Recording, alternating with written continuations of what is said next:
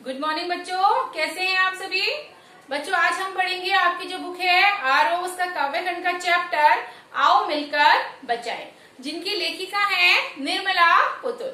तो बच्चों सबसे पहले हम निर्मला पुतुल का जीवन परिचय और साहित्य परिचय पढ़ेंगे और उसके बाद उनकी जो चैप्टर है पोयम है आओ मिलकर बचाएं वो पढ़ेंगे।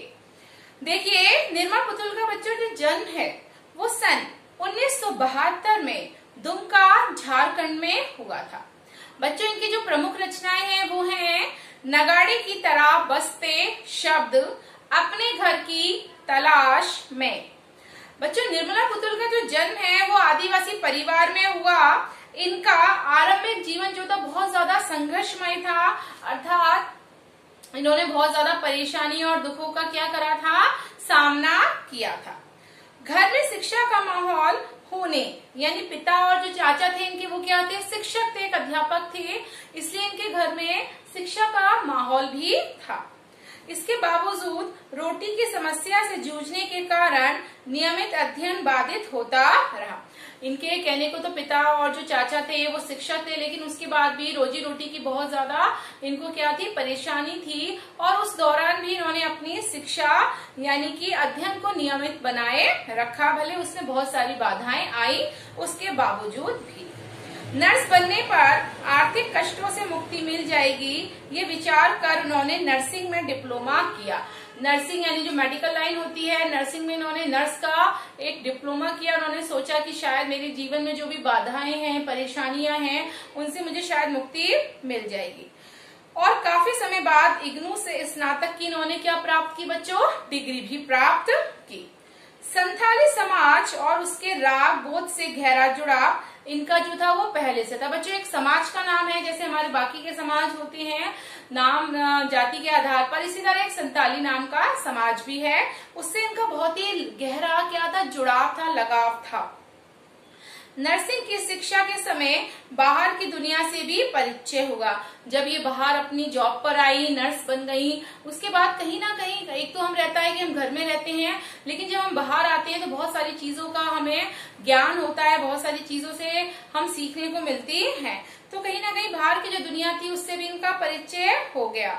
दोनों समाजों की क्रिया प्रतिक्रिया से वह बोध विकसित हुआ जिससे वे अपने परिवेश की वास्तविक स्थिति को समझने में सफल हो सके। इसमें बता रहे हैं दोनों समाज यानी कि संथाली समाज है ना, और अपने समाज की, दोनों ही समाज की जो क्रिया और प्रतिक्रिया थी उससे कहीं ना कहीं इनको बहुत ज्यादा क्या मिली, नॉलेज मिली, इनको समझ में आया। और कहीं ना कहीं इनकी जो वास्तविक स्थिति थी उससे ये रूबरू हुई, उन सारी चीजों को समझने में इनको कहीं ना कहीं सफलता भी हासिल हुई है। उन्होंने आदिवासी समाज की विसंगतियों को तल्लीनता से उकेरा है। कड़ी मेहनत के बावजूद खराब दशा कुरीतियों के कारण बिगड़ती पीढ़ी थोड़े लाभ के लिए बड़े समझौते किए हैं। ये बता रहे हैं आदिवासी समाज से थी ये, तो उन्होंने कहीं ना कहीं उन परेशानियों को बड़े ध्यान से देखकर, उनको समझकर, उनकी जो भी परेशानियां थी उनको अपनी जो कविता है उसमें उकेरा है। और बहुत ही कड़ी मेहनत करने के बावजूद उसकी जो दशा थी, हमारे जो रीति रिवाज होते हैं बच्चों, कुरीतियां होती हैं, उनके कारण बिगड़ती जो हमारी पीढ़ियां थी यानी कि हमारे जो बच्चे थे दर दर पीढ़ी, और कहीं ना कहीं कुछ लोग जो थोड़े से लाभ के लिए बड़े समझौते करते हैं। पुरुष वर्चस्व यानी कि उस समय सिर्फ और सिर्फ बच्चों पुरुष का बोलबाला था, लेडीज की, महिलाओं की कोई भी वैल्यू नहीं की जाती थी, उनको कोई भी कुछ नहीं समझता था। स्वार्थ के लिए पर्यावरण की हानि यानी कि इंसान अपने स्वार्थ के लिए जिस प्रकार से पर्यावरण की हानि करता है कि यदि उसे लकड़ी की आवश्यकता होती है तो वो पेड़ों को काट काट के, चाहे वो फर्नीचर के लिए हो, जलाने के लिए हो, चाहे जंगल साफ करने के लिए हो, यानी व्यक्ति अपने स्वार्थ के लिए क्या कर रहा है, पर्यावरण को नुकसान पहुंचा रहा है। शिक्षित समाज की दिक्कतों और व्यवसायिक के हाथों की कठपुतली बनना आदि वे स्थितियां जो पुतुल की कविताओं के केंद्र में रही हैं। यानी हमारी जो लेखिका है निर्मला पुतुल, उन्होंने अपनी कविताओं का जो केंद्र बिंदु है वो इन्हीं को माना है बच्चों, इन्हीं को माना है कि जो भी परेशानियां थी समाज में, संसार में, व्यवसाय में, और कुछ लोग तो व्यवसाय के हाथों की जो कठपुतलियां थी, कहीं ना कहीं इन्होंने अपनी कविताओं के माध्यम से उन सारी बातों को उजागर किया है। वे आदिवासी जीवन के कुछ अनछुए पहलुओं से कलात्मकता के साथ हमारा परिचय कराती हैं।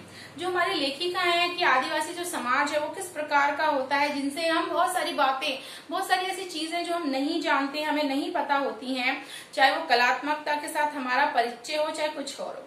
और संताली समाज के सकारात्मक और नकारात्मक दोनों पहलुओं को बेबाकी से सामने रखती है। अर्थात जो संताली समाज की चाहे नेगेटिव पॉइंट हो बच्चों, यानी कि नकारात्मक हो चाहे सकारात्मक हो, दोनों बिंदु को उन्होंने बहुत ही अच्छे से बिना किसी से डरे, बिना किसी से वो करे, हमारे सामने रखा है। अर्थात किताबों के माध्यम से हमें बताने का प्रयास किया है।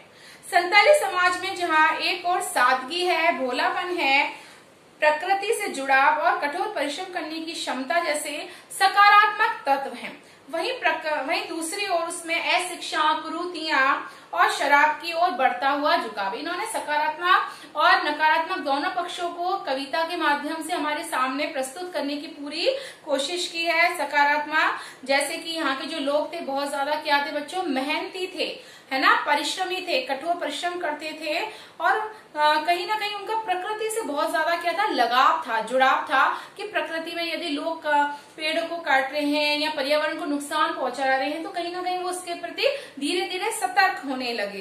साथ में उसमें बता रहे हैं कि कुछ नकारात्मक प्रभाव भी था उसमें, जैसे कि लोग शराब पी रहे हैं, बहुत ज्यादा अशिक्षित हैं, जो रूढ़िवादिता होती है, कुरीतियां होती हैं, उन पे ज्यादा ध्यान देते हैं। हमारी जो कविता है बच्चों, आओ मिलकर बचाएं, कविता में दोनों पक्षों का यथार्थ चित्रण हुआ, यानी कि सकारात्मक और नकारात्मक हमारे जो भी दो पहलू हैं, पक्ष हैं, उनका कहीं ना कहीं सच्चाई के रूप में पूरी तरह से उसको प्रस्तुत करने का हमारी लेखिका ने प्रयास किया है। 72 संदर्भ में ये कविता समाज में उन चीजों को बचाने की बात करती है। 72 का मतलब हुआ 72 इसके बच्चों बताए गए हैं, 72 हैं इसके पोएम के पार्ट, जो कहीं ना कहीं समाज में उन चीजों को बचाने की बात कर रही है कविता कि समाज में जो भी परेशानियां हैं, कुरीतियां हैं, उनको हम किस तरह से क्या करें, समाप्त करने का प्रयास करें। और फिर कह रही है जिनका होना स्वास्थ्य, सामाजिक, प्राकृतिक परिवेश के लिए जरूरी है। इसमें बच्चों ये भी बताया गया है कि अगर हम किसी चीज को बचा रहे हैं, कहीं ना कहीं उसकी रक्षा कर रहे हैं, तो वो हमारे लिए, हमारे समाज की प्रकृति के लिए बहुत ज्यादा क्या है, जरूरी भी है। प्रकृति के विनाश और विस्थापन के कारण आज आदिवासी समाज जो है बच्चों संकट में। बिल्कुल सही बात है, अगर हम प्रकृति का विनाश करते हैं, उसके साथ कुछ गलत करते हैं, तो कहीं ना कहीं प्रकृति भी आने वाले समय में अपना बदला जरूर लेती है। इसी तरह प्रकृति का विनाश हो रहा है या फिर उससे लोग वहां से हटते जा रहे हैं, चले जाते हैं, तो वो आदिवासी समाज क्या है, पूरी तरह से संकट में घिर चुका है। जो कविता का मूल स्वर है ना, कविता का मूल स्वर क्या है बच्चों, कि हमारा जो आदिवासी समाज है पूरी तरह से अपनी गलतियों की वजह से संकट में आ चुका है।